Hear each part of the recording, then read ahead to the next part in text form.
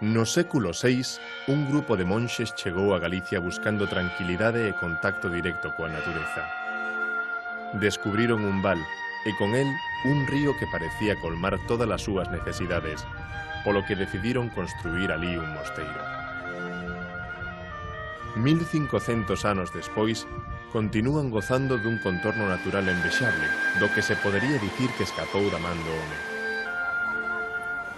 Estamos en Samos, un lugar no que se respira tranquilidade, ben camiñando polos seus carreiros, ben pescando nos seus ríos ou ben visitando o seu espectacular mosteiro.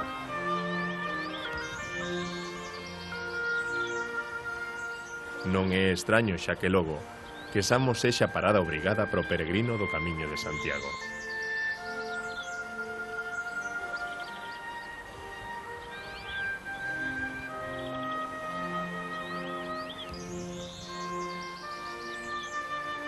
Por todo isto, e por moitas cousas máis que a continuación lles imos amosar, Samos estáse a consolidar co paso dos anos como a un referente para todos os amantes do turismo rural e cultural.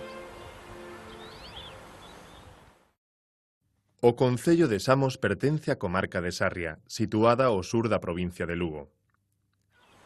As serras de Lóuzara, Oribio e Albela fan da paisaxe de Samos unha sucesión de suaves ladeiras e vales que anticipan os escarpados montes do Courel. O murmurio da auga acompáñanos en todo momento. Son moitos os ríos que bañan todo o concello. Os principais son o Sarria, que leva as súas augas ao Miño, e o Lóuzara, que desemboca no Lón. Ademais destes dous ríos, todo o concello está percorrido por pequenos afluentes que constitúen unha das principais riquezas da zona. As súas augas son consideradas auténticos paraísos para os pescadores de anguías e, sobre todo, de troitas. A paisaxe de Samos é un gran crebacabezas de cores verdosas, definido por abondosos outos e carballeiras. Últimamente, esta flora autóctona complétase con piñeiros e eucaliptos, dos que se aproveita a madeira. Mentres a zona norte se caracteriza por un releve suave, dominado por pequenas leiras, a zona sur do concello é moito máis agreste.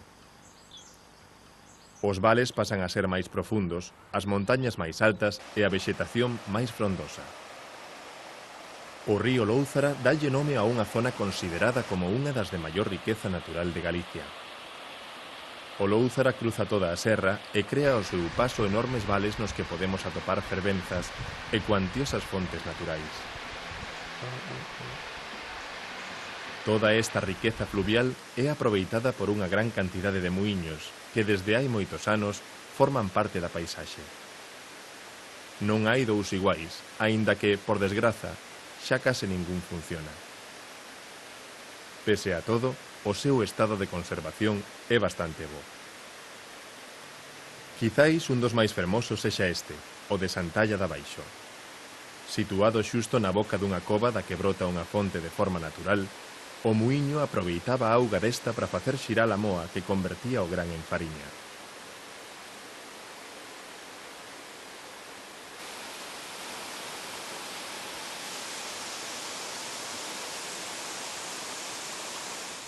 Todo o sur de Samos está inzado de ferrerías, xa que a zona, ademais de en auga, é rica en ferro.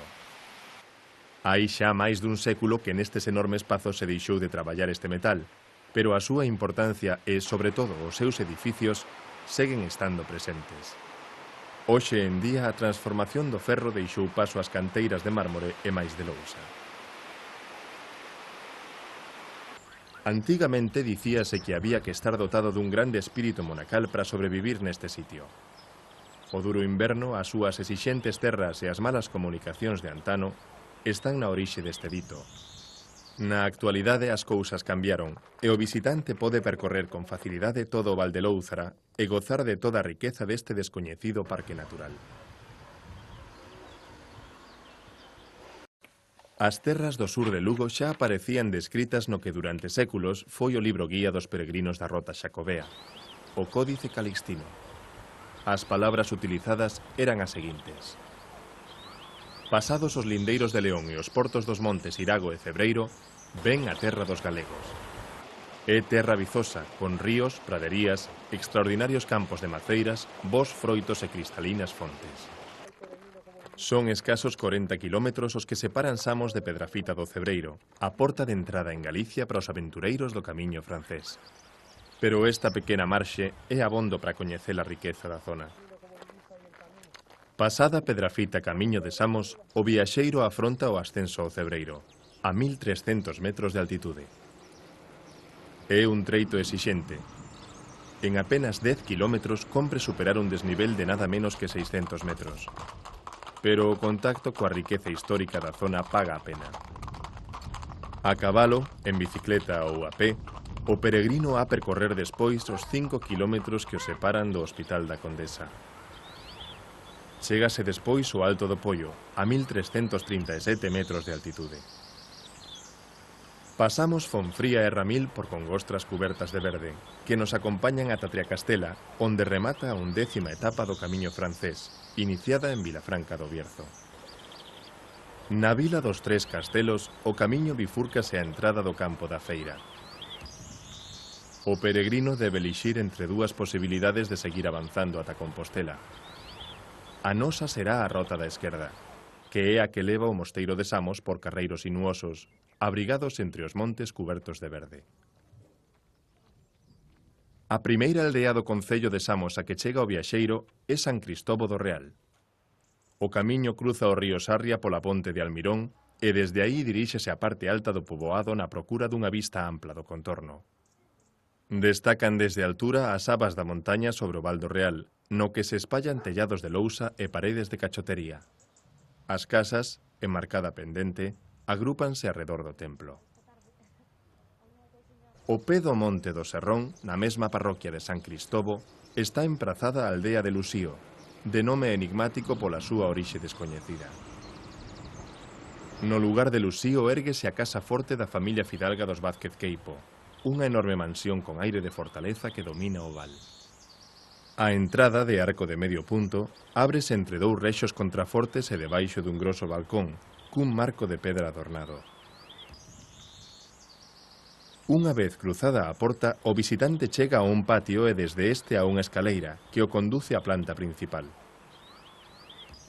Destaca nesta o balcón corrido, con balaustres e columnas de madeira. Pasando San Cristobo do Real, o camiño apártase logo do río para dirixirse ao monte, salvando terras húmidas de labranza. A sombra é neste tramo a compañeira de rota, o paso polos lugares de Lastre e Feituxe, ata chegar a Santiago de Renche. O templo da parroquia presenta aínda vestixios do que foi a súa antiga estrutura románica. A igrexa de Santiago destaca nun contorno dominado polos muiños, coas súas presas a nivel e as súas grandes pedras, abandonadas xa do trasfegar de Moelo Gran. A auga segue a correr máis alá das presas ata que o río Sarria conflúe co da Ferrería. Ben este das terras altas de Lóuzara, fálanos o seu curso das paraxes deixadas tras de sí, da natureza agreste e exuberante. O río da Ferrería fainos reparar nun conxunto xeográfico constituído recentemente como Reserva Natural de Galicia. A súa confluencia co Sarria dáse case na estrada de San Martiño do Real. Seguindo o seu curso, o viaxeiro vai dar co mosteiro de Samos, case soterrado entre 4 montes. No mosteiro, o camiñante a tirar proveito da hospitalidade monacal, xa que, desde o século IX, os monxes veñen recollendo os peregrinos. Na actualidade mantense aberto un albergue durante todo o ano. Mais non só son ben acollidos en Samos os que afrontan o camiño francés cara a Santiago de Compostela. O claustro grande permanece destinado a hospedería monástica, co fin de que persoas alleas á comunidade poidan participar do clima de tranquilidade do lugar. Instalados en Samos, compre abandonar as presas. Hai que gozar da pausa e do contorno e deixar a marxe as preocupacións. O lugar ben vale unhas voltas.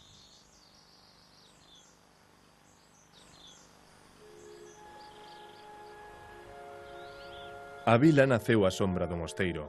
Proba diso é a pegada que o cenobio beneditino deixou na historia dos edificios máis enlleiros de Samos.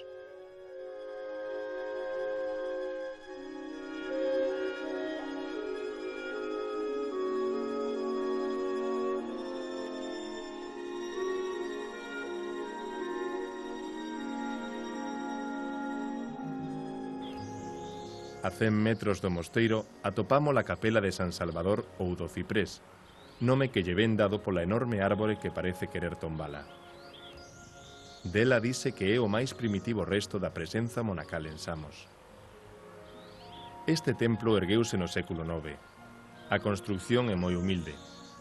Os muros son de lousa, igual co teito. O seu reducido tamaño fai pensar nunha orixe basicamente devocional. Consta de cabeceira e unha pequena nave cunha porta de estilo mozárabe no seu lateral. Antigamente, os arredores da capela eran utilizados polos monxes boticarios a xeito de horta para cultivar as súas ervas medicinais. Hoxe non queda ningún resto desta actividade, pero cabo da capela construíuse unha enorme zona recreativa con multitude de espazos para o tempo de lecer. Paralelo a esta zona recreativa atopamos o Malecón, un paseo fluvial con treitos especialmente destinados ao baño e á pesca.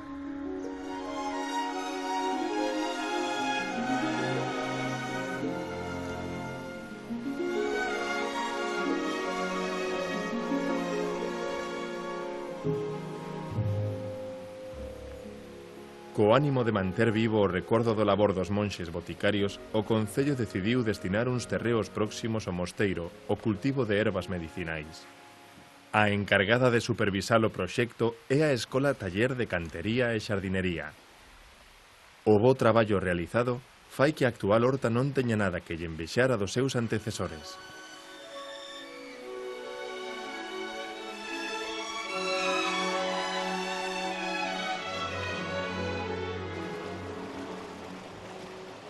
Todas as casas de Samos están construídas á beira deste río, o Sarria. As enormes galerías e a utilización de lousa na construcción, tanto dos muros como a dos tellados, son os sinais de identidade do concello. Hoxe, esta arquitectura tradicional convive en armonía coas novas edificacións.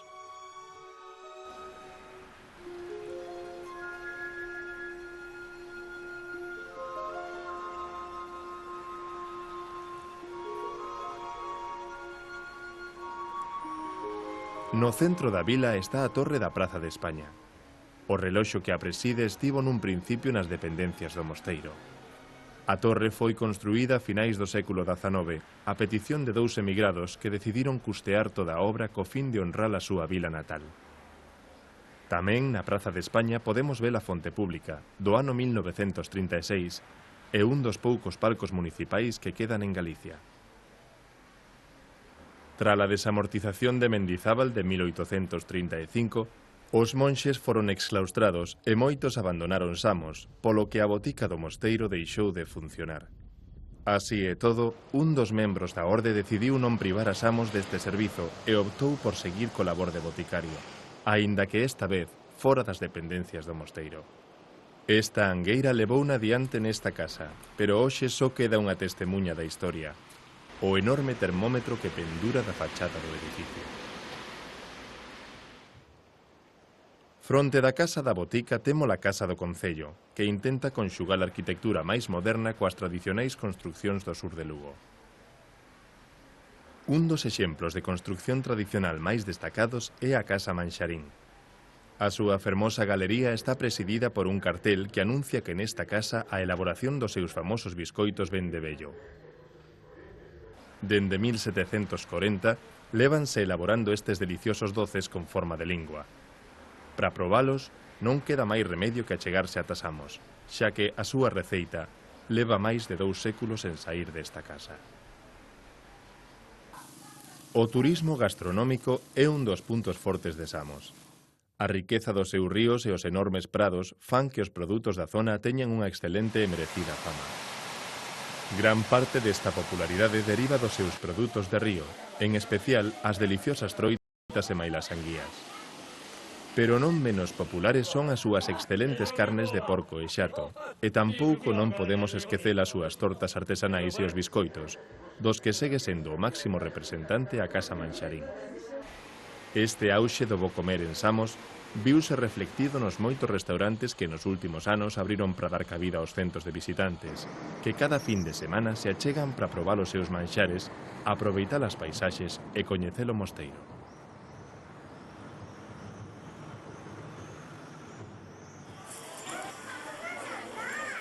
Antigamente todos estes artigos se vendían nas dúas feiras que cada mes se celebraban en Samos. Por desgraza, hai moito que desapareceron, pero unha iniciativa da Asociación de Comerciantes e Artesáns intenta recuperar a tradición. Cada ano, en agosto, faise a feira exposición de produtos artesanais de Samos, na que podemos redescubrir o que son capaces de facer as mans dos seus vecinos. Cestos, figuras de madeira, noces, mel, queixos, licores e unha manchea de comidas preparadas tal como se facía antano, fan que o espírito das desaparecidas feiras regrese por uns días a Samos. Tamén se está a consolidar outra festividade, a que cada terceiro domingo de agosto ten como protagonistas os vellos. Esta celebración é unha pequena homenaxe promovida polas asociacións O Noso Lar e Mundo Veiga. Nela, os maiores reviven as festas da súa xuventude e reúnense para comer e, sobre todo, para recordar tempos pasados. Os patróns de Samos, San Bieito e Santa Basilisa, tamén teñen as súas festas. Nelas mestúranse relixión, gastronomía e, como non, folclore.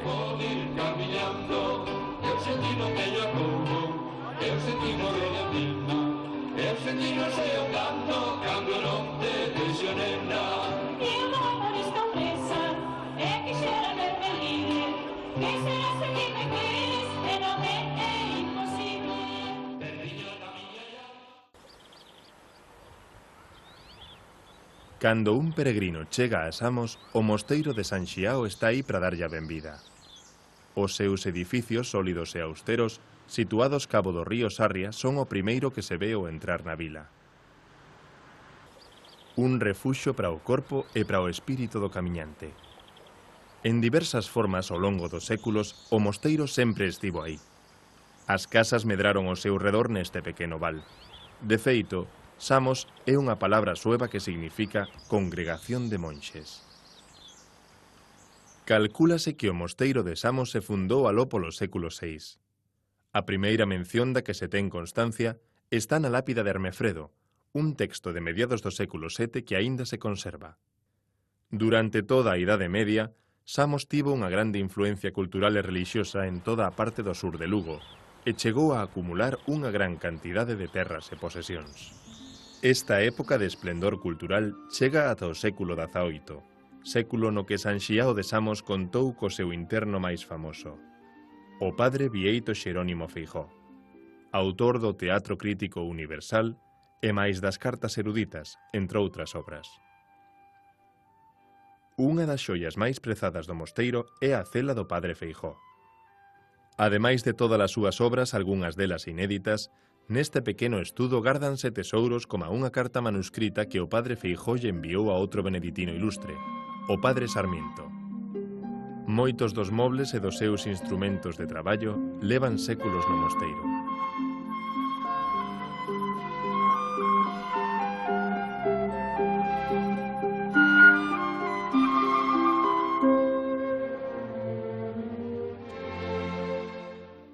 O final desta época dourada chega repentinamente en 1835, cando Mendizábal ordena a desamortización dos mosteiros para lle facer fronte á crise económica que asolaba España. As ordes monásticas foron disoltas e o mosteiro de Samos non escapou deste destino, polo que todos os monxes tiveron que abandonar a que durante máis dun milenio foi a súa casa. Ata 1880 non se restaurou a vida monástica en Samos. Un pequeno grupo de 9 monxes, todos eles maiores de 60 anos, instalouse de novo no mosteiro. 71 anos despois, o 24 de setembro de 1951, un accidente na licorería provocou un enorme incendio que devastou totalmente o edificio. Só a sancristía e a igrexa quedaron a salvo das lapas, que devoraron toda a estrutura de madeira do mosteiro. De contado, os monxes puxéronse a traballar na recuperación do edificio, un traballo que rematou hai pouco co mosteiro totalmente restaurado. Hoxe en día o mosteiro de Samos está habitado por 14 monxes. Aínda seguen a estrita regra beneditina que lles establece horarios de rezos, comidas, descansos e liturxias.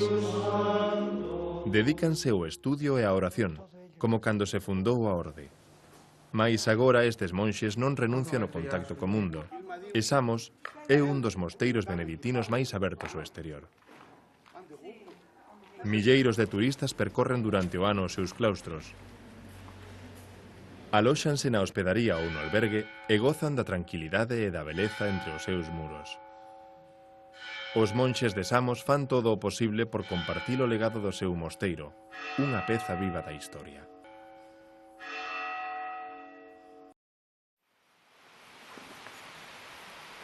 O complexo monástico está integrado por 2 claustros e máis unha igrexa, apegada ao claustro grande pola parte nordés. 3 estilos arquitectónicos danse a man: gótico, renacentista e barroco, as pegadas de todos os séculos que pasaron por estas pedras. Unha das vistas máis impresionantes que nos ofrece o mosteiro de Samos é a fachada principal da igrexa, un gran rectángulo barroco dividido en 2 corpos e 3 rúas. A súa forte horizontalidade produce a impresión de que está incompleta, como se lle faltase un corpo por enriba para completar o conxunto. Mais de aí é de onde brotan o seu carácter maxestoso e maila súa elegancia, que son parte do seu misterio. Tamén destaca a escaleira do século XVIII que dá entrada á igrexa. A súa estrutura está inspirada na da Catedral de Santiago de Compostela. O claustro meirande é o do Padre Feijó, construído entre os séculos XVII e XVIII.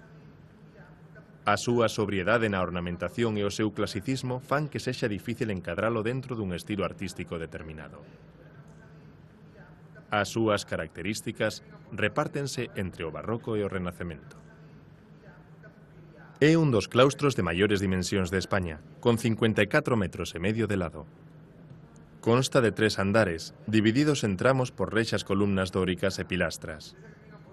Alixeiran a planta baixa uns arcos de medio punto que descansan sobre impostas entre os piares. O segundo andar é de lenzo liso, case carente de decoración excepto polas fiestras de marco sinxelo. A planta superior érguese sobre unha cornixa, coa súa ornamentación de arcos campaneiros e columnas xónicas. Os corredores do claustro, sostidos por unha bóveda de aresta, están salpicados por varios recordos arqueolóxicos. No xardín deste claustro está a estatua que lle dá o nome, unha imaxe do padre Bieito Xerónimo Feijó realizada polo escultor galego Francisco Asorei en 1947. O corpo do frade beneditino descansa sobre unha cadeira en actitude de meditación. No respaldo, pódese ler o lema da vida monástica: Ora et labora.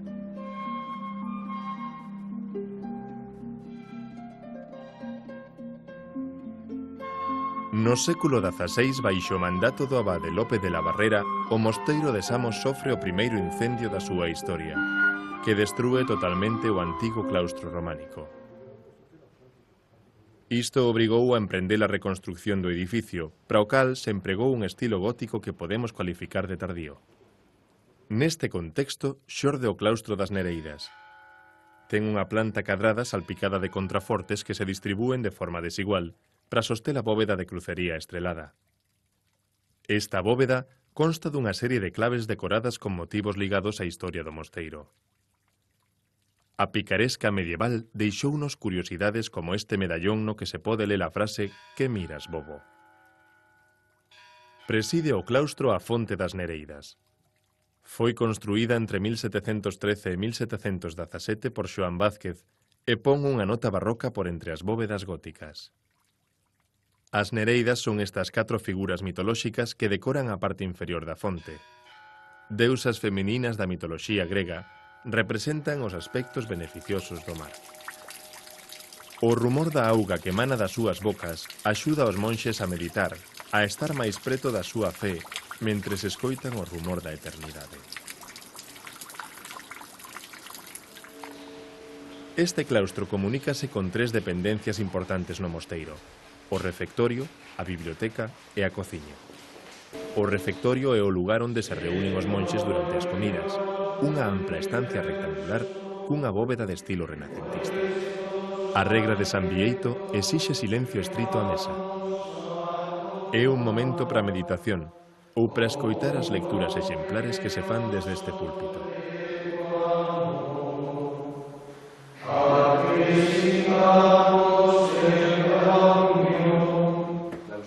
Baixo esta inscripción está a porta da biblioteca do mosteiro. Claustrum sine librario sicut castrum sine armamentario. É dicir, un mosteiro sen libros é como un campamento militar sen armas. A Biblioteca de Samos é unha espazosa sala reconstruída despois do incendio de 1951.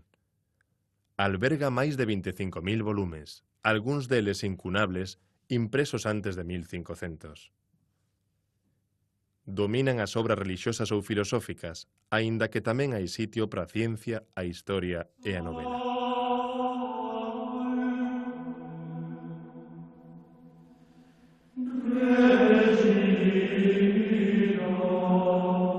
Os muros interiores da primeira planta do claustro do Padre Feijó están decorados cunha serie de pinturas murais que representan escenas da vida de San Bieito. Estas pinturas son obra de 4 artistas distintos: Xosé Luis Rodríguez, Enrique Navarro, Celia Cortés e Xoán Parés, que traballaron nelas de forma consecutiva dende 1957. Cada un dos 4 ten o seu propio estilo e emprega a súa propia técnica. Paseando polos claustros de Samos, un sente como se estivese visitando un auténtico museo.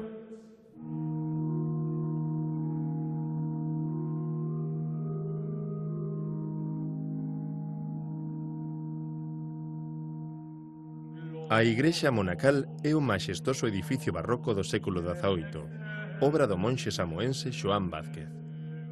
A nave principal e o cruceiro forman unha planta clásica de cruz latina. Sobre ela sérguese a cúpula, de estrutura octogonal e decorada no seu cumio cun remate macizo en forma de lanterna. No coro, á entrada do templo, obsérvase este fermoso órgano barroco do século XVIII.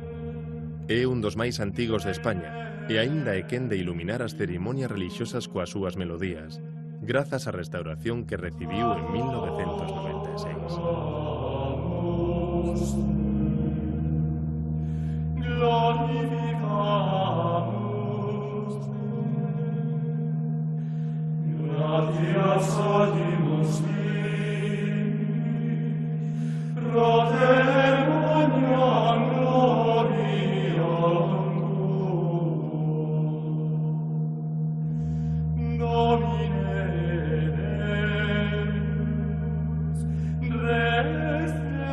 Todas as tardes, neste templo, os monxes ofician misas cantadas en gregoriano.